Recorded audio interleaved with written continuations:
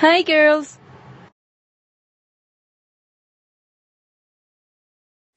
Because in a week I'm going to travel to China and I don't have a place to stay. I'm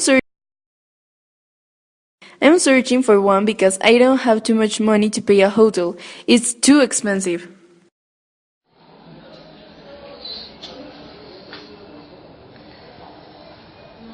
Whoa! Actually, 2 years ago, I traveled to Berlin, Germany.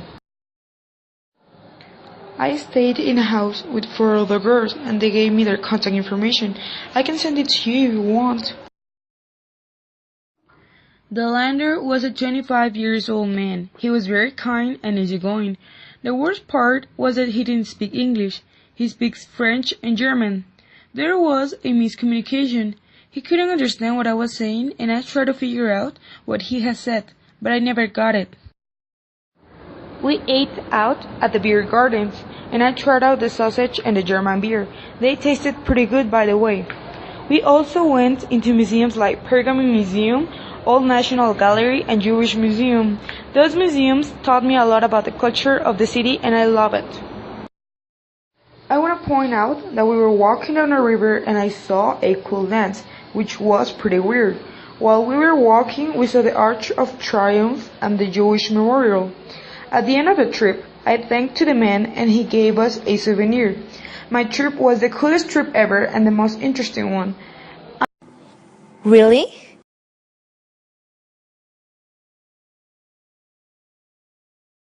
I didn't have the same luck. Last year, I went to Russia to start.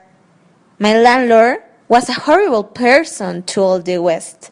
He was pretty sneaky because he used to tell us we could do certain things, but in the end, he always told us not to do it and start.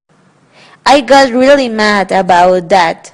And actually, one day, one of my friends said he was tired of everything, so he started to fight with our landlord. Next, the landlord kicked us. For me, it was a good experience.